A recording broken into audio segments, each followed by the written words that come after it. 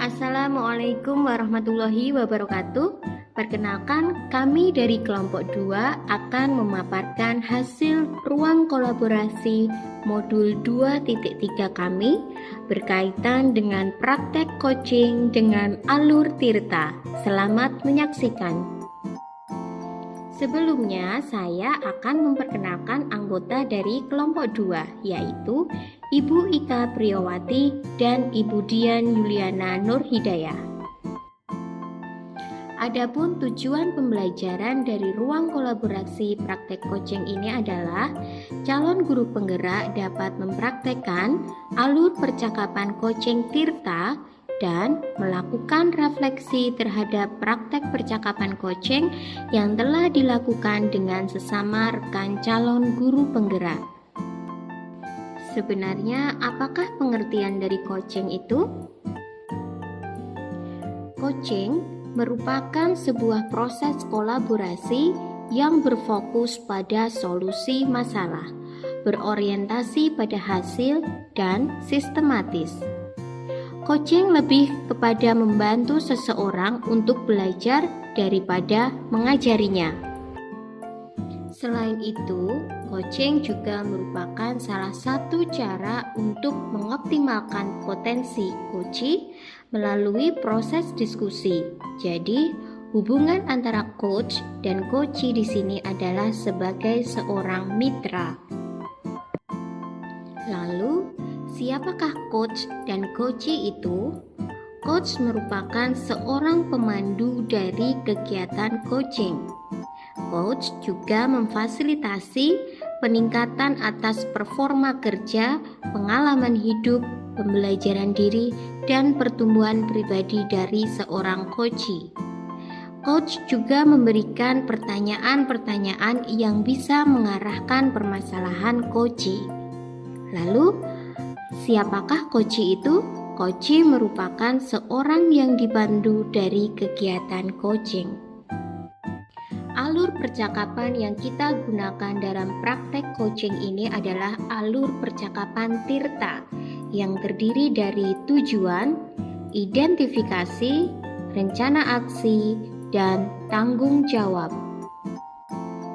Pada bagian tujuan, kita akan menanyakan tujuan perencanaan, apa yang ingin dicapai dengan program atau pengembangan kegiatan tersebut. Yang akan dilakukan pada bagian identifikasi dan rencana aksi antara lain menentukan ukuran keberhasilan program pengembangan atau kegiatan, mengidentifikasi hal-hal yang harus disiapkan atau dikembangkan, mengidentifikasi hal-hal yang sudah ada yang bisa membantu keberhasilan, dan juga mengidentifikasi dukungan yang diperlukan. Pada bagian tanggung jawab berisi tentang komitmen pelaksanaan perencanaan dan juga kesepakatan kapan akan melakukan sesi untuk refleksi ataupun kalibrasi.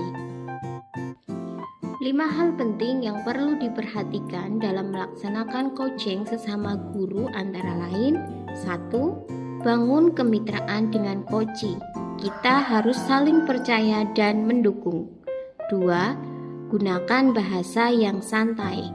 3. Tetapkan jadwal coaching teratur untuk melatih kedisiplinan. 4. Ciptakan tempat coaching yang nyaman. Dan yang terakhir, samakan posisi dengan memperhatikan kata kunci dalam pembicaraan. Berikut adalah latar belakang praktek coaching kami pada kasus 1. Ibu Ika adalah seorang guru di kelas atas. Beliau merasa kesulitan mengatasi permasalahan pada peserta didik yang kurang fokus pada kegiatan pembelajaran. Selain itu, juga ada beberapa peserta didik yang memiliki kemampuan lemah dalam menerima pembelajaran. Adapun tujuan dari kegiatan coaching pada kasus 1 ini adalah Ibu Ika ingin berbincang-bincang atau sharing dengan Ibu Dian berkaitan dengan permasalahan pembelajaran peserta didik yang kurang fokus dalam kegiatan pembelajaran. Ibu Ika berharap dapat menemukan ide atau solusi untuk meningkatkan perhatian atau kefokusan peserta didik dalam kegiatan pembelajaran. Assalamualaikum Bu Dian, apa kabar? Waalaikumsalam Bu Ika. Alhamdulillah kabar baik Bu Ika. Bu Ika sendiri bagaimana kabarnya? Alhamdulillah sedikit baik Bu. Apakah Bu Dian ada waktu? Iya Bu, tentu saja ada. Bagaimana Bu Ika? Iya Bu, ini saya ada sedikit permasalahan yang ingin saya bicarakan dengan Bu Dian. Apa Ibu bersedia untuk berbagi waktu dengan saya? Tentu saja Bu Ika. Memangnya kalau setelah Bu Ika berbincang-bincang dengan saya, apa yang Bu Ika harapkan? Alhamdulillah kalau begitu iya Bu. Saya ini ingin nanti ke depannya saya menemukan solusinya dengan permasalahan yang saya hadapi saat ini Bu. Oh, seperti itu ya Bu Ika. Tentu saja boleh Bu Ika. Saya justru senang jika bisa sharing dan berbincang-bincang dengan Bu Ika. Sebelumnya mohon maaf Bu Ika, ada masalah apa ya Bu Ika ya? Iya Bu, permasalahannya itu yang terjadi di dalam kelas saya Bu, terhadap murid-murid saya. Oh, seperti itu. Kalau boleh tahu Bu Ika, permasalahannya dengan murid Bu Ika itu seperti apa ya Bu Ika? Begini Bu, di dalam kelas saya itu ada beberapa murid yang mengalami kesulitan untuk memahami pelajaran yang saya sampaikan. Oh, begitu ya, Bu. Kalau boleh tahu ini, Bu, kira-kira penyebab dari beberapa murid Bu Ika itu kurang memahami atau kesulitan dalam memahami pembelajaran itu karena apa ya, Bu? Iya Bu, sepertinya itu ada beberapa faktor ini Bu, yang menyebabkan anak tersebut mengalami kesulitan. Baik, baik, baik. Ada beberapa faktor seperti itu ya, Bu ya. Kira-kira Iya. yang memungkinkan hal tersebut terjadi itu apa ya, Bu? Iya Bu, sudah saya pertanyakan sama anak-anak itu, eee, banyak yang menjawab itu belum sarapan Bu, jadi dari rumah itu setiap pagi mereka itu tidak sarapan dan ada juga anak lainnya itu yang saya pertanyakan, itu memang, mengalami keterlambatan dalam pemahaman, jadi lebih lambat dibanding teman-temannya, begitu Bu. Oh, jadi seperti itu ya Bu Ika ya. Ada dua faktor yang menyebabkan mereka kesulitan dalam memahami pembelajaran. Yang pertama karena itu tadi ya, lupa tidak sarapan. Kemudian yang kedua memang daya serap dari anak tersebut agak lambat seperti itu ya Bu ya. Jadi Iya. sebenarnya seberapa besar harapan Bu Ika terhadap murid-murid Bu Ika itu dalam menerima pembelajaran yang Bu Ika sampaikan?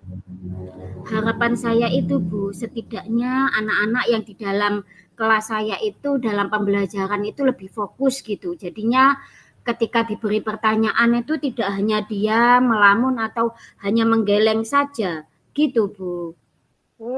Baik Bu Ika. Paling tidak itu mereka memberikan respon yang baik, memberikan respon positif terhadap pembelajaran ya Bu ya. Baik Bu Ika, Iya Bu. setelah Bu Ika mengetahui beberapa penyebab permasalahan tersebut, bagaimana kira-kira langkah Bu Ika dalam menghadapi permasalahan tersebut? Iya Bu, terpikir oleh saya itu begini, hal pertama yang akan saya lakukan bagi murid yang tidak sarapan tadi, tentunya saya akan mengingatkan bahwa sarapan itu penting, harus dilakukan dari rumah, dan akan menginformasikan kepada orang tua agar orang tua itu menyediakan sarapan untuk anak-anaknya setiap pagi dan untuk anak yang memang apa ya, memiliki pemahaman yang lambat dibanding teman-temannya itu akan saya berikan bimbingan yang lebih dari teman-teman yang lainnya.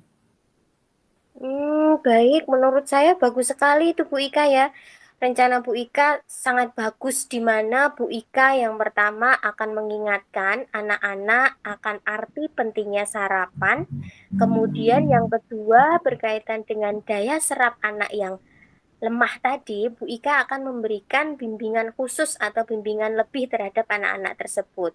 Menurut Bu Mm-mm. Ika, ini bimbingan seperti apa yang akan Bu Ika berikan nanti kepada murid-muridnya Bu Ika?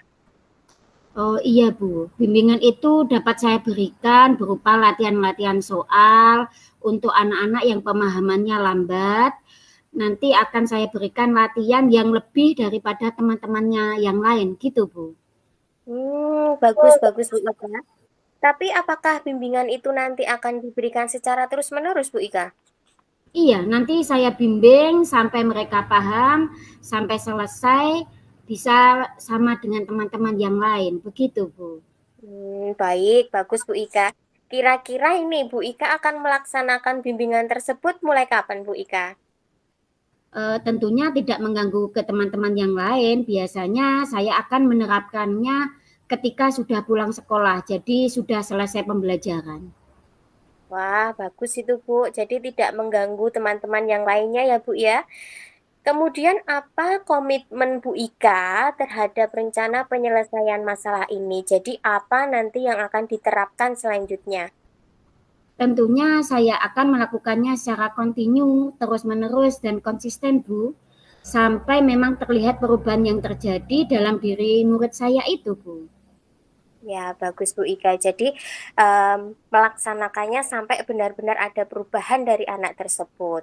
Ya, baik. Terus kira-kira siapa saja yang dapat membantu Bu Ika dalam Bu Ika menjaga komitmen tersebut? Dalam hal ini tentunya kepala sekolah yang akan membantu saya, kemudian juga dengan orang tua yang akan mengontrol anak-anak di rumah, dan bekerja sama juga dengan rekan sejawat. Begitu, Bu. Jadi ada kolaborasi ya Bu ya. Bagus, bagus. Ada kolaborasi antara Bu Ika dengan warga sekolah. Iya, Bagus Bu, Bu untuk Ika. hasil yang lebih baik. Begitu, Bu. Iya. Kemudian bagaimana tindak lanjut Bu Ika yang akan dilakukan Bu Ika untuk kedepannya itu tindak lanjutnya seperti apa? Oh iya, saya akan menjalin komunikasi yang baik dengan orang tua, Bu, dan menjaga komitmen agar sama-sama memberikan bimbingan kepada murid yang membutuhkan itu. Baik sekali rencana Bu Ika tersebut. Berarti kedepannya itu siswa menjadi lebih fokus dalam menerima dan memahami pembelajaran ya Bu ya. Selain Iya, Bu. itu, nanti Bu Ika juga akan terus menjalin komunikasi yang baik kepada orang tua wali dan juga kepada rekan-rekan di sekolah. Begitu ya Bu Ika ya? Kurang Iya, lebih Bu. seperti itu ya. Ya. Baik Bu Ika, dari perbincangan kita ini tadi, bagaimana perasaannya Bu Ika sekarang? Alhamdulillah, Bu, saya sedikit lega karena sudah berbagi cerita dengan Bu Dian dan mendapatkan solusi yang baik untuk permasalahan yang terjadi di kelas saya, Bu. Alhamdulillah, kalau seperti itu ya Bu ya, saya juga merasakan perbincangan ini sungguh luar biasa. Dan saya harap semoga Bu Ika dapat melaksanakan apa yang sudah direncanakan Bu Ika dengan baik. Dan tentunya tetap semangat ya Bu Ika ya. Iya, insya Allah, Bu, saya akan semangat untuk membimbing murid-murid saya. Amin. Baik Bu Ika, kira-kira adakah hal lain yang ingin dibicarakan kembali? Saya rasa sudah cukup, Bu, untuk masalah yang saya rasakan, dan terima kasih untuk Bu Dian sudah meluangkan waktunya untuk sharing-sharing atas permasalahan saya, Bu. Baik, sama-sama Bu Ika. Saya juga senang bisa berbagi pengalaman dan sharing dengan Bu Ika. Saya mohon undur diri ya Bu Ika ya. Sampai jumpa lagi di kesempatan lain. Semoga kita bisa sharing-sharing kembali. Amin. Baik, Bu. Terima kasih banyak, Bu Dian. Assalamualaikum, Bu Dian. Waalaikumsalam warahmatullahi wabarakatuh Bu Ika. Selanjutnya berkaitan dengan praktek coaching kasus 2. Latar belakang dari coaching kedua ini adalah Ibu Dian adalah seorang guru kelas 5. Beliau mengalami permasalahan kewalahan dalam mengatasi beberapa peserta didik di kelasnya yang suka jahil dan mengganggu temannya, sehingga sering terjadi perkelahian antar teman. Adapun tujuan kegiatan dari coaching kedua ini adalah Ibu Dian ingin sharing dengan Ibu Ika rekan sejawatnya mengenai permasalahan peserta didik yang jahil dan suka membuat keributan di kelas. Ibu Dian ingin menemukan ide atau solusi agar peserta didik memiliki sikap saling menghormati dan menghargai orang lain, sehingga tercipta lingkungan belajar yang aman, nyaman, dan kondusif. Assalamualaikum Bu Ika, apa kabarnya Bu Ika? Waalaikumsalam Bu Dian, alhamdulillah baik Bu. Bu Dian bagaimana kabarnya hari ini? Alhamdulillah baik juga Bu Ika. Mohon maaf Bu Ika, saya mau mengganggu waktunya Bu Ika sebentar. Apakah Bu Ika ada waktu untuk berbincang-bincang dengan saya? Iya, tidak apa-apa Bu, saya punya banyak waktu hari ini. Ada apa ya Bu? Begini Bu Ika, saya itu pengen sedikit sharing dengan Bu Ika tentang Mm-mm. permasalahan yang sedang saya hadapi di pembelajaran di kelas saya Bu Ika. Oh begitu, bisa Bu. Iya Bu Ika, harapan saya nanti setelah saya sharing dengan Bu Ika, saya bisa mendapatkan ide atau solusi yang tepat nantinya untuk permasalahan saya ini. Oh gitu Bu, baik. Berarti Bu Dian ingin mencari solusi ya Bu dari masalah yang Ibu hadapi. Kira-kira masalahnya seperti apa ya Bu? Iya Bu Ika, begini Bu, di kelas saya itu, di kelas atas, khususnya di kelas 5, itu ada beberapa murid yang memang mereka itu jahil Bu Ika. Mereka itu suka mengganggu teman-temannya, suka membuat keributan, kadang bahkan akhir-akhir ini sering menimbulkan perkelahian antar teman Bu Ika. Seperti itu ya Bu. Iya iya. Lalu apa Bu Dian sudah mencari penyebabnya? Kenapa murid Bu Dian itu bisa berkelahi?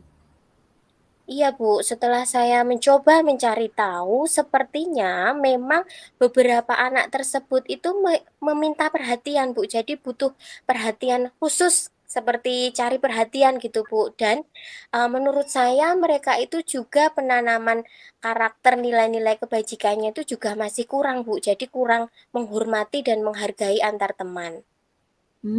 Begitu ya Bu. Jadi ada ya yang menyebabkan mereka seperti itu karena istilahnya itu caper gitu ya, mencari perhatian dan apa Bu Dian sudah tahu faktornya yang menjadi penyebab itu terjadi? Iya Bu, ya itu tadi Bu, sepertinya memang mereka itu meminta perhatian lebih dari lingkungan sekitar. Dan juga karena itu tadi, faktor yang kedua, memang kurangnya penanaman nilai-nilai karakter saling menghormati dan menghargai. Seperti itu Bu Ika. Oh iya Bu. Baik. Nah, Bu Dian ini punya harapan seberapa besar Bu untuk anak-anak murid Bu Dian nantinya? Ya, kalau harapan saya ya Bu Ika ya, semua murid saya itu memiliki sikap untuk lebih menghormati dan menghargai sehingga dalam pembelajaran saya itu tercipta lingkungan belajar yang aman, nyaman, dan tentunya kondusif Bu Ika. Oh begitu, baik Bu. Nah tadi kan Bu Dian sudah tahu nih faktor-faktor penyebab masalahnya dan kira-kira apa kekuatan yang Bu Dian miliki untuk mengatasi dari masalah tersebut. Iya Bu, sepertinya langkah-langkah yang akan saya lakukan itu antara lain saya akan melakukan pendekatan Bu. Saya akan melakukan pendekatan secara personal kepada murid-murid tersebut dan tentunya juga tidak henti-hentinya saya akan menanamkan nilai-nilai kebajikan akan arti pentingnya saling menghormati dan menghargai dengan teman. Dan juga selain itu, saya juga akan berkolaborasi dengan apa ya orang tua wali murid tersebut. Saya berkomunikasi apa hal-hal yang menyebabkan anak tersebut melakukan perilaku seperti itu. Dan tentunya saya juga akan memberikan masukan kepada orang tua murid untuk lebih menanamkan akan arti pentingnya sikap saling menghormati dan menghargai supaya anak tersebut menjadi pribadi yang lebih baik Bu Ika. Berarti komunikasi yang positif ya Bu. Ini luar biasa sekali itu Bu. Ada langkah yang Ibu ambil itu sudah sangat bagus dan menurut Bu Dian, apa peluang yang bisa Bu Dian ambil dari langkah yang Bu Dian terapkan tadi? Iya Bu, harapan saya dari langkah-langkah yang saya laksanakan tadi, murid-murid saya itu memiliki kesadaran intrinsik. Jadi mereka itu sadar dari dalam diri mereka bahwa apa yang mereka lakukan itu kurang baik. Dan tentunya mereka akan itu Bu, mewujudkan sikap saling menghormati dan menghargai antar teman. Seperti itu Bu Hmm, Ika. luar biasa ya Bu. Dan menurut Budian kapan kira-kira Budian akan melakukan pendekatan personal kepada murid Budian itu?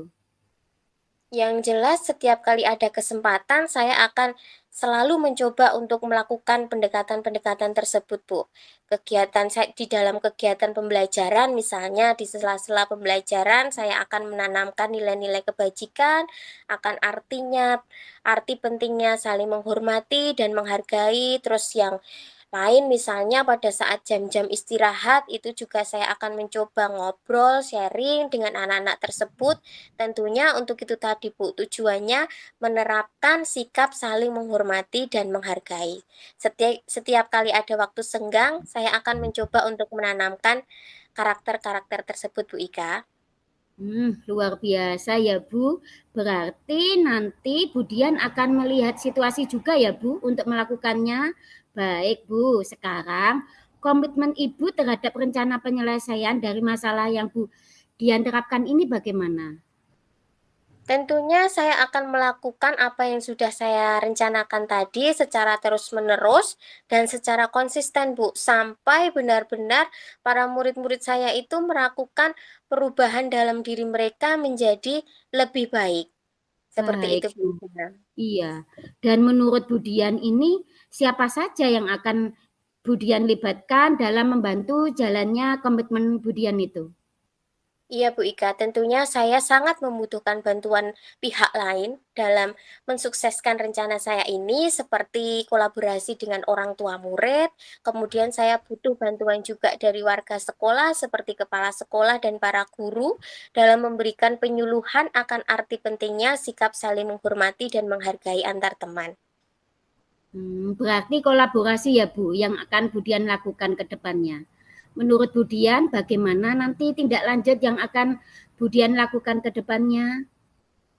Mungkin saya akan tetap menanamkan nilai-nilai kebajikan, khususnya arti pentingnya menghormati dan menghargai. Kemudian saya juga akan tetap melakukan kolaborasi, berkomunikasi dengan orang tua wali murid akan Mhm. kemajuan bagaimana sikap mereka di rumah, sehingga yaitu tadi Bu, tercipta situasi pembelajaran yang aman, nyaman, dan kondusif. Seperti itu Bu Oke, Ika. baik Bu. Jadi ke depannya Ibu akan terus menetapkan nilai-nilai kebajikan pada murid Budian dan menjalin kolaborasi ya Bu ya dengan orang tua Iya. sehingga membangun kesadaran intrinsik. Oke, semoga anak-anak Budian nantinya menjadi pribadi yang lebih baik lagi. Amin, itu yang menjadi harapan saya, Bu.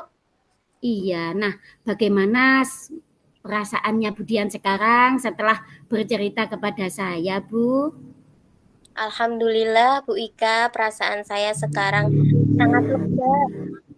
Saya bisa menghadapi permasalahan yang saya hadapi. Saya juga sangat senang bisa sharing dan berbagi apa ya, Bu ya, meminta solusi dari Bu Ika. Seperti itu, Bu. Semoga kedepannya anak-anak saya, murid-murid saya itu bisa menjadi pribadi yang lebih baik dan tentunya tidak berantem-berantem lagi, Bu.